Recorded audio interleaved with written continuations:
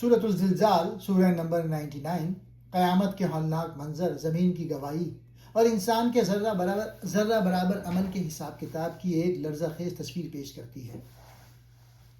یہ کوئی معمولی زلزلہ نہیں ہوگا جو زمین کے کسی ایک حصے میں آئے، بلکہ پوری زمین کو اس طرح جھنجھوڑ دیا جائے گا جیسے دودھ سے مکھن نکالنے کے لیے مشکیزے کو ہلا دیا جاتا ہے۔ زمین اپنے اندر کے تمام بوجھ، مردے، معدنیات، راز باہر نکال پھینکے گی۔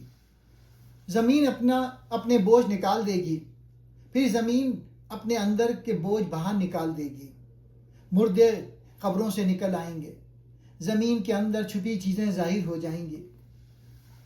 ڈاکٹر شار کہتے ہیں کہ زمین نے صدیوں تک انسانوں کو اپنے اندر رکھا ہے، قیامت کے دن وہ سب کو باہر نکال دے گی۔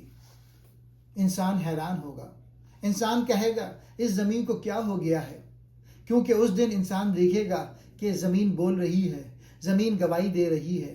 یہ انسان کے لیے انتہائی حیرت اور خوف کا منظر ہوگا۔ زمین کی گواہی، زمین اس دن اپنی خبریں بیان کرے گی۔ ڈاکٹر اسٹار کے مطابق اس کا مطلب ہے زمین بتائے گی کس نے یہاں نیکی کی، کس نے ظلم کیا، کہاں کون سا عمل ہوا۔